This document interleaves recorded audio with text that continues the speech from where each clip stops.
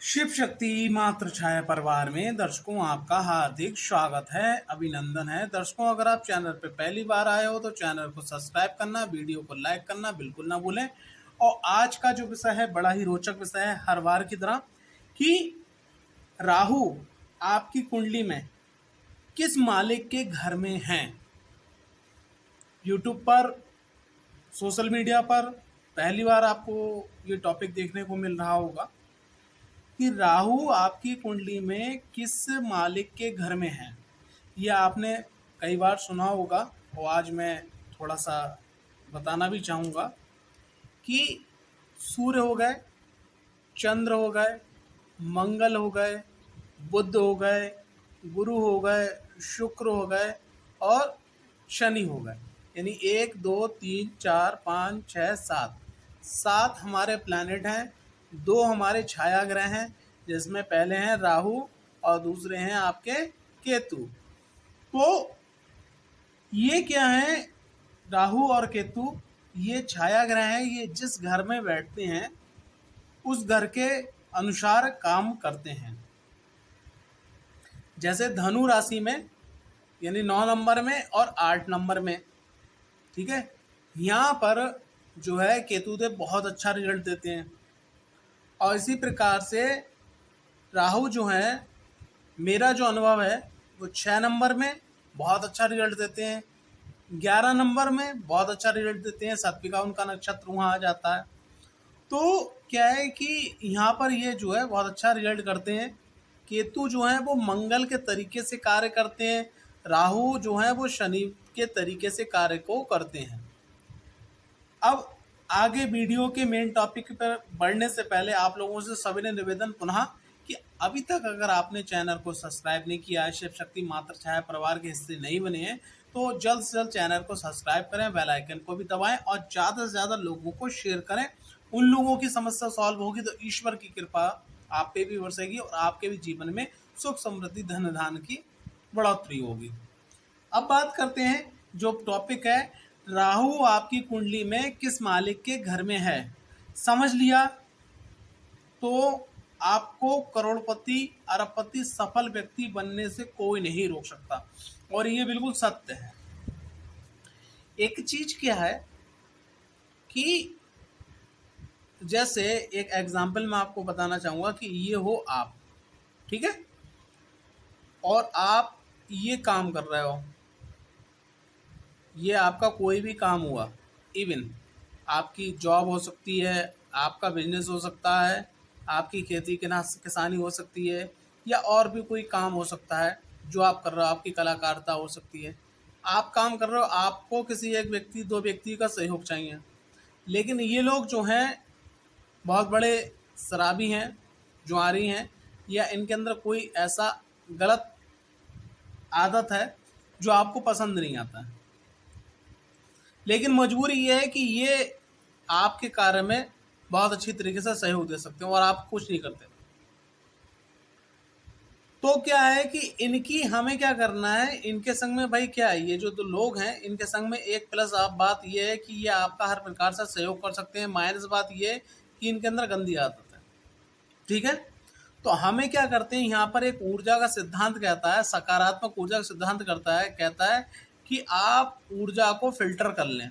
जैसे पानी गंदा आ रहा है, उसका टीडीएस बढ़ा हुआ आ रहा है, आरओ में फिल्टर होके आपके पीने योग्य बन गया वो, ठीक है, उसकी गंदगी रुक गई, दूसरे साइड से निकल गई। तो हमें क्या करना है कि राहु की एनर्जी को फिल्टर करते हुए अप्लाई करना है। क्यों? क्योंकि राहु आपकी कुंडली में किस राशि में बैठे हैं, उसके मालिक कौन है, ये आप समझिएगा, और राहु आपसे क्या कहना चाहते हैं। तो हमें क्या करना है कि एनर्जी को फिल्टर करना है। अगर आप एनर्जी को फिल्टर नहीं करोगे तो यकीन मानना आज की डेट में, क्योंकि जो प्लस होता है ना, आप प्लस किसी को कान में डालो तो ये बीच में जो है ना ये अड़ जाएगा, लेकिन माइनस सीधा होता है, सीधा कान में जाता है। माइनस चीज़ों का इफेक्ट हमें बहुत जल्दी पड़ता है। एक रोड पे पड़ा हुआ व्यक्ति जो नशे में धुत है, जिसको अपने कपड़े का होश नहीं है, ठीक है, उस पर भी राहु की नकारात्मक कृपा है। और एक व्यक्ति अपने चार्टर्ड प्लेन से जा रहा है बिजनेस करने, कारोबार करने के लिए, करोड़ों अरबों की डील करने के लिए, ठीक है, उसको अगर एक बार में पूछा जाए कि आपके पास कितने की संपत्ति है, टोटल कितना करेंसी है, कितना मतलब आपके पास एसेट्स हैं, उसको बताने में कम से कम 1.5 घंटा लग जाए कि उसको खुद नहीं मालूम मेरे पास कितनी संपत्ति है। उस पर भी राहु की सकारात्मक कृपा है। तो आप क्या चाहते हैं कि आपकी कुंडली में राहुदेव जहाँ बैठे हुए हैं वहाँ से आपको नकारात्मक कृपा मिले या सकारात्मक कृपा मिले? क्योंकि राहु की महादशा में लोग मानसिक चिकित्सालय के, ठीक है, मंदिर, मस्जिद, दरगाह, चौकी, भगत, तांत्रिक, एस्ट्रोलॉजर के चक्कर काटते हैं, ठीक है। और राहु की महादशा में लोग दिन रात 100 गुना तरक्की करते हैं, क्योंकि राहु के अंदर एक खासियत है, वो 1 को 10 नहीं बनाता है, वो 1 को 100 बनाता है और 100 को 10,000 बनाता है, 10,000 को लाख बनाता है, एकदम डबल जीरो आगे लेके बढ़ता है और इसी स्पीड से वो पीछे भी आता है, ठीक है। अब आगे मैं ये राहु की बात क्यों दबा के कह रहा हूँ, इस बात को थोड़ा सा समझिएगा। देखिए, जैसे थोड़ी सी मेरी बात को और थोड़ा सा आप समझ पाएंगे जो मैं बताने जा रहा हूँ आपको, कि जैसे एक एग्जाम्पल लेते हैं, ये है सूर्य। सूर्य की 5 नंबर राशि है और 5 नंबर राशि पर सूर्य मान लिया कुंडली के अंदर और किसी भाव में बैठे हैं, लेकिन 5 नंबर राशि में राहुदेव बैठ गए, ठीक है। तो राहु आप किसके अनुसार काम करेंगे? सूर्य के अनुसार, ठीक है। तो राहु जब यहाँ 5 नंबर में बैठेंगे, एग्जाम्पल मान के चलें जैसे 5 नंबर में यहाँ राहु बैठे हुए हैं, तो राहु यहाँ से देखिए 1 2 3 4 5, एक तो ये इफेक्ट डालेंगे, 5 का 6, फिर 7, ठीक है, फिर 8, फिर 9।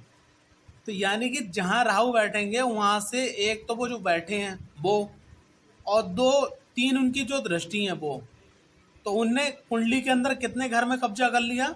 1 2 3 4, 4 में कब्जा कर लिया, ठीक है। और राहु जहां, वो सूर्यदेव जहां बैठे हुए हैं वहां पे भी इसका इफेक्ट पड़ेगा। और कहने का तात्पर्य है कि सूर्यदेव की जहां दृष्टि पड़ रही वहां पे इफेक्ट पड़ेगा। ये एक अंदर की साइंस है। तो यहाँ पर आपको मैं जो कहना चाहूंगा कि राहुदेव कुंडली के अंदर जहां बैठेंगे वहां से ये 4 घर को कब्जा कर लेंगे। कितने घर को? 4 घर को कब्जा कर लेंगे। कैसे कर लेंगे? अब कुंडली के अंदर भाव कितने हैं? 12। 12 को 4 से भाग कर दो, 4 तिया 12, यानी कि कुंडली पे अगर बात करी जाए तो यहाँ पर मैं एक ही शब्द में कहना चाहूंगा कि राहुदेव आपकी कुंडली पे 25% कब्जा कर लेंगे। 25% कब्जा कर लेंगे बॉस। बड़ा गौर से समझिएगा इस बात को। और मैंने आज तक जो पढ़ा है उसके अनुसार 100 नंबर के पेपर में 33 नंबर अगर आ जाएं तो बच्चा पास हो जाता है।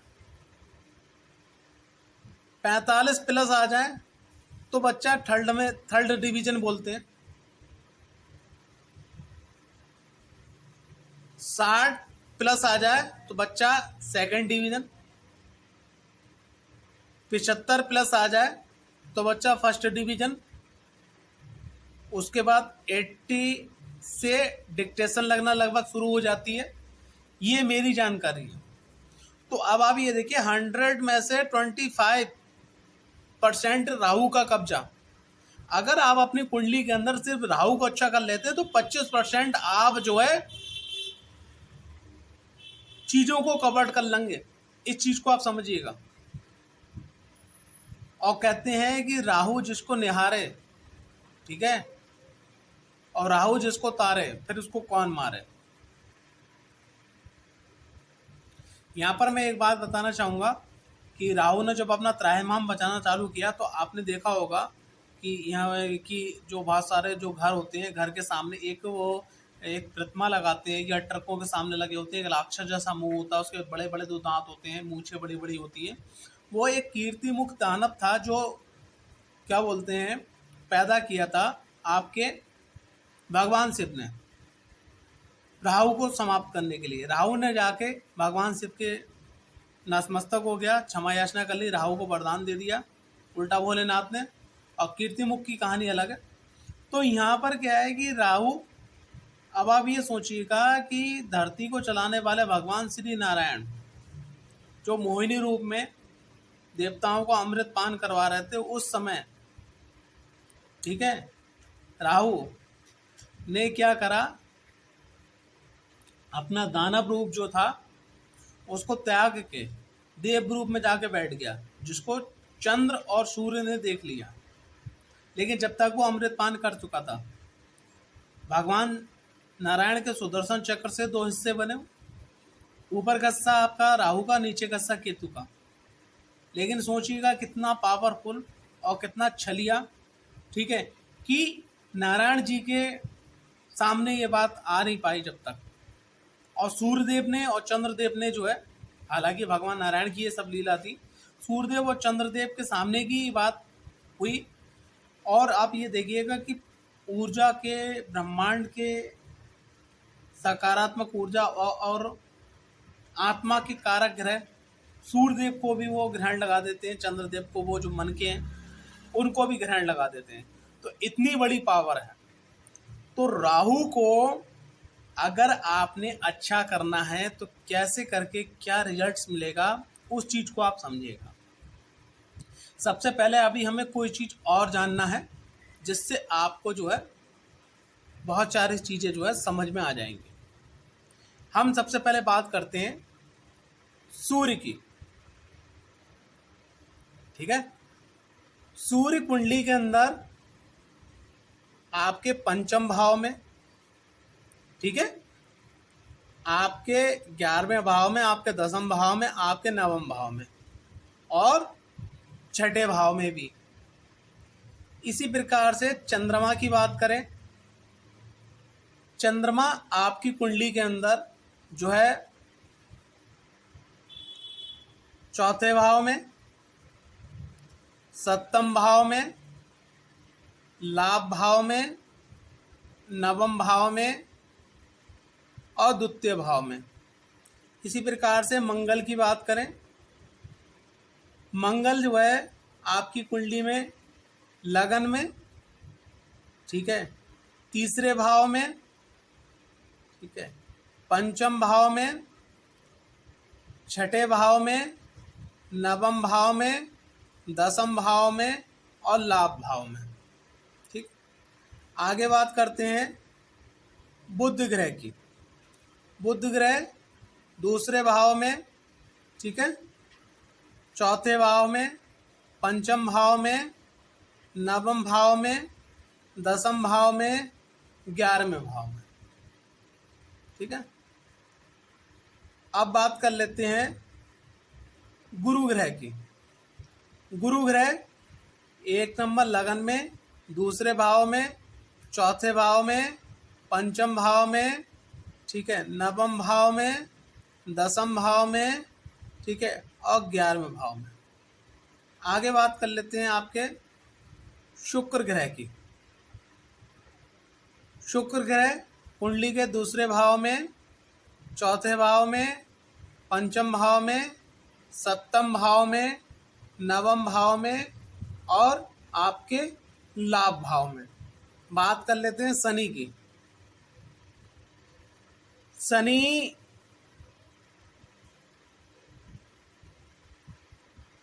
3रे भाव में,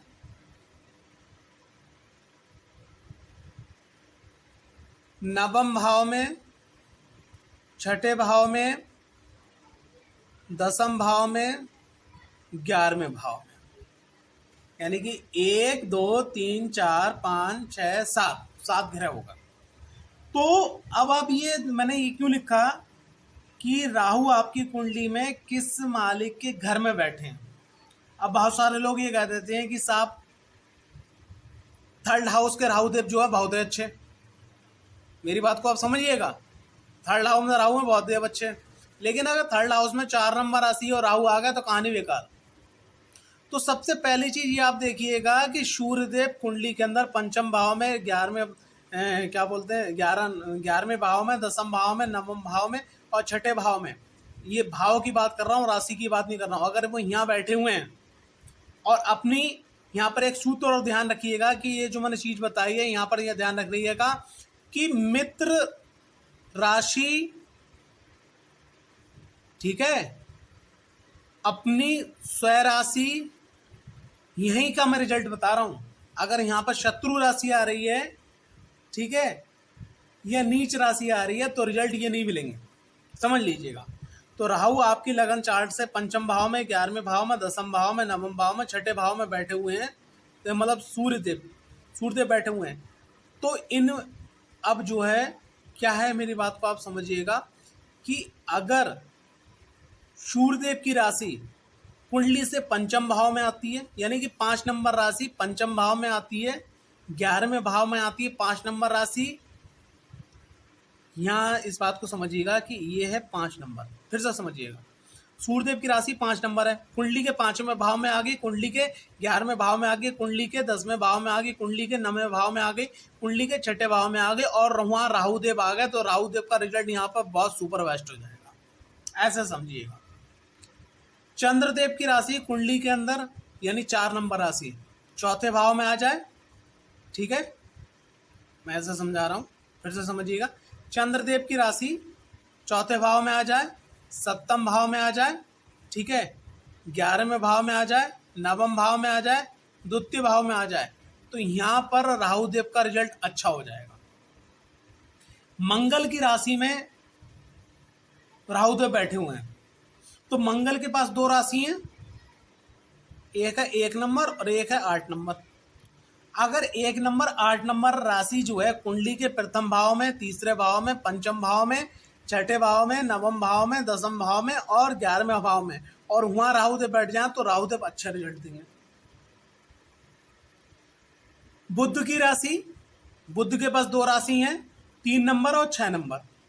अगर 3 नंबर 6 नंबर आपके दूसरे भाव में, चौथे भाव में, पंचम भाव में, 9वें भाव में, 10वें भाव में या 11वें भाव में आते हैं और वहां राहुदेव बैठे हैं, तो अच्छे रिजल्ट देंगे। अब उसके बाद में बात करते हैं देवगुरु बृहस्पति जो है कुंडली के अंदर, देवगुरु बृहस्पति की 2 राशि हैं, समझ लीजिए 9 नंबर और 12 नंबर। अगर कुंडली के अंदर 9 नंबर में या 12वें नंबर में राहुदेव बैठे हैं, लेकिन भाव कौन सा है, क्योंकि यहाँ पर लगन 1 से लेकर 12 तक कोई भी हो सकता है, तो 1 नंबर लगन में 9 नंबर या 12 नंबर लिखा हुआ राहुदेव बैठे हैं, अच्छा रिजल्ट देंगे। दूसरे भाव में, चौथे भाव में, पंचम भाव में, 9वें भाव में, 10वें भाव में, यानी कि 9 नंबर या 12 नंबर राशि कुंडली के पहले भाव, दूसरे भाव, चौथे भाव, पंचम भाव, 9वें भाव और 10वें भाव में है, और वहां पर, और 11वें भाव, वहां पर अगर 9 नंबर और 11 नंबर 12 नंबर राशि है और वहां पर राहुदेव बैठे हुए हैं, तो बहुत अच्छा रिजल्ट देंगे आपको। इसी प्रकार से आगे बढ़ते हैं शुक्र। अगर कुंडली के अंदर शुक्र के पास देखिए 2 राशि हैं, एक 2 नंबर, एक 7 नंबर।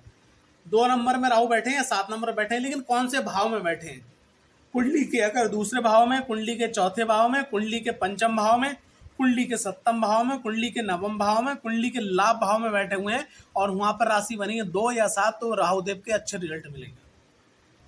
अब आती है बात कुंडली के अंदर 3 नंबर, ठीक है, 9 नंबर, ठीक है, 6 नंबर, 10 नंबर, 11वां नंबर, जो भाव हैं, यानी कि शनि के पास आप समझ लीजिए, शनि के पास 2 राशि हैं, एक है 11 नंबर, एक है 10 नंबर। ये 10 नंबर मकर राशि, 11 नंबर कुंभ राशि है, जो शनि की मूल त्रिकोण राशि है। अब अगर मान लिया कुंडली से लगन से गिनो, जैसे मान लिया 1 2 3, अब यहाँ पर मान लिया शनिदेव की राशि 11 नंबर या 10 नंबर आ गई, और यहाँ राहुदेव बैठे हैं, बहुत अच्छा रिजल्ट देंगे, शनि मत देंगे। अब इसी प्रकार से कुंडली के 9वें भाव में 11 नंबर या 10 नंबर लिखा, तो वहाँ राहुदेव बैठे, अच्छा रिजल्ट देंगे। उसके बाद में कुंडली के 6ठे भाव में 10 नंबर या 11 नंबर लिखा हुआ राहुदेव बैठे, अच्छा रिजल्ट देंगे, ठीक है। तो ये इस प्रकार से रिजल्ट आपको मिलेंगे। लेकिन यहाँ पर कुछ चीजें और देखना हमें, और चीज सूत्र जरूरी है, इस चीज को आप थोड़ा समझिएगा। ग्रह भाव कारक अगर है, ग्रह भाव कारक है, जो उसका भाव है वो कारक है, और वहाँ राहु बैठे हुए हैं तो अच्छा रिजल्ट देंगे। लेकिन उसके पीछे शर्त क्या है, इस चीज़ को समझिएगा कि जैसे कि एग्जाम्पल यहाँ पर 11 नंबर लिखा है, ठीक है, और राहु देव यहाँ बैठे हुए हैं। मान लीजिए धनु लगन की कुंडली है, 9 नंबर ही है, 10 नंबर ही है, 11 नंबर में राहु बैठे हुए हैं, तो फिर देखेंगे कि शनि कहाँ बैठे हैं। अब मान लिया शनि जो है कुंडली के अंदर ये 12 नंबर और यहाँ 1 नंबर आ गया, और 1 नंबर में बैठ गया शनि। जो मैंने भाव बताए आपको, वहां पर राहु देव बैठे हैं, अच्छी बात है, लेकिन उनका मालिक कहाँ बैठा है ये भी देखना अति आवश्यक। अगर आप ये देखते हैं और उसके अनुसार अगर आप रेमेडी करते हैं तो बहुत अच्छा रिजल्ट्स आपको प्राप्त होगा। यानी मेरे कहने का तात्पर्य है कि राहु जहां बैठा है, जिस राशि में और जिस भाव में बैठा है, तो वो कारक अवस्था है, ये देखना अति आवश्यक है। ये बहुत ही गहनतम विषय है। इस वीडियो को आप जब रिपीट कर करके सुनोगे, देखोगे, तब आपको समझ में आएगी। अगर आपने ये कर लिया तो क्या होगा, 25% तो राहु का वैसे ही कब्जा था कुंडली के अंदर। अगर परसेंटेज निकाले जाए 4 भाव, उसके बाद में भाव अगर कारक मिल जाए, उसका मालिक भी अगर अच्छी अवस्था में बैठा हो, तो कुंडली के अंदर कम से कम 55 से 65% राहु का प्रधानता आ जाती है। और उसके अनुसार अगर राहु की दिशा में अगर आप चल जाते हो, राहु के उपाय कर लेते हो, ठीक है, और राहु को सपोर्ट करने वाले ग्रह, राहु को जो भी सपोर्ट करने वाले ग्रह हैं, उनकी अगर आप मदद ले लेते हो, यकीन मानना आप आगे बढ़ते चले जाते हो। तो ये एक छोटी सी नॉलेज थी जो मैंने आपके सामने शेयर करी। आशा करता हूँ वीडियो आपको पसंद आई होगी। लेकिन लास्ट में चलते हुए मैं कुछ उपाय बताना चाहूँगा। अगर राहु सूर्यदेव की राशि में बैठे हुए हैं तो ऐसे व्यक्ति को भैरव जी के मंदिर जाना चाहिए, रविवार को गुड़ का भोग लगाना चाहिए। राहुदेव अगर चंद्र की राशि में बैठे हो, 4 नंबर साइन में बैठे हो, तो ऐसे व्यक्ति को भगवान शिव के मंदिर जाना चाहिए। प्रत्येक सोमवार को दूध से अभिषेक करना चाहिए भगवान शिव का। माँ की सेवा करना चाहिए, माँ के नित्य चरण स्पर्श करके घर से निकलना चाहिए, और रात्रि में चरण स्पर्श करना चाहिए। जिन लोगों की माँ नहीं है तो माँ तुल्य अगर कोई महिला है, उनकी सेवा समय समय पे करते रहना चाहिए। मंगल की राशि में यानी 1 नंबर या 8 नंबर में अगर राहुदेव बैठे हैं तो ऐसे में क्या करना चाहिए, ऐसे में आपको राहु को एक्टिवेट रखने के लिए व्यायाम 24 घंटे में कम से कम 30 से 40 मिनट जरूर करना चाहिए, या रनिंग जरूर करना चाहिए, टहलना जरूर चाहिए। साथ ही साथ क्या है कि आपको ओम सुब्रमण्यम कार्तिकेय स्वामी नमः नित्य आपको 540 बार चैट करना चाहिए लाल चंदन की माला से। बुध की राशि यानी कि 3 नंबर और 6 नंबर साइन में अगर राहुदेव बैठे हैं, तो बुध को मजबूत करने के लिए क्या है, आपको हर महीने की प्रथम बुधवार या अंतिम बुधवार को अपना भजन करना है। भजन के बराबर हरा चारा जो है आपको गौशाला में दान करना है। ये आप काम करिएगा, और नित्य ओम गंग गणपति नमः नित्य उसका 540 बार जाप कीजिएगा। गुरु की राशि में अगर राहुदेव बैठे हैं तो ऐसे में क्या करना चाहिए, ऐसे में आपको ये करना चाहिए कि प्रत्येक बृहस्पतिवार को 1 दर्जन केले ले लीजिए, 12 केले, उसको धो लीजिए कॉटन के कपड़े से पोंछ के, ठीक है, और हर केले पे जो है छोटा सा हल्दी का टीका लगा के, ठीक है, और हर केले के सामने आपको मंदिर में अपने घर में बैठ के बोलना है ओम, जैसे सबसे पहले जय श्री गणेश, और हर केले पे बोल के जाना है ओम बृहस्पति नमः, ओम बृहस्पति नमः, ओम बृहस्पति नमः। 12 केले पे, हर केले पे 3 बार ओम बृहस्पति नमः। पहली बार पे तिलक करना है आपको हल्दी का, फिर 3 बार बोलना ओम बृहस्पति नमः, ओम बृहस्पति नमः, ओम बृहस्पति नमः। फिर 1 केला अलग कर देना है, इस प्रकार 12 केला, और वो ले जाके आपको गौ माता को खिलाना है, ठीक है, और ये काम आपको कंटिन्यू रखना है। उसके बाद में बात करते हैं शुक्र की राशि यानी कि 2 नंबर या 7 नंबर में अगर राहुदेव बैठे हैं तो क्या करना चाहिए। तो यहाँ पर मैं आपको एक बहुत बड़ी बात बताना चाहूँगा, उस चीज़ को समझ लीजिएगा। ऐसे व्यक्ति को माँ दुर्गा की आराधना करना चाहिए। प्रत्येक माह की पूर्णमासी या अमावस्या अष्टमी पर, या जो भी आपके यहाँ तिथि के अनुसार जो आपकी कुंडली से सर्वोत्तम तिथि निकल के आए, उस तिथि पे जो है कन्या पूजन, कंचिका पूजन जरूर आपको करना चाहिए। स्त्रियों को सम्मान करना चाहिए।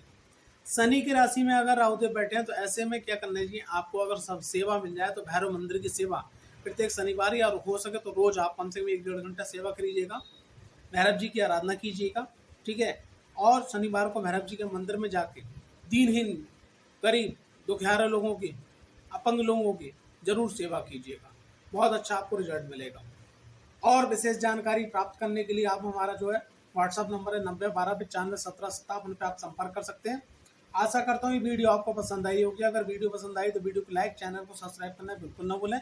जय माता दी, हर हर महादेव, जय माँ विंध्यवासिनी पंच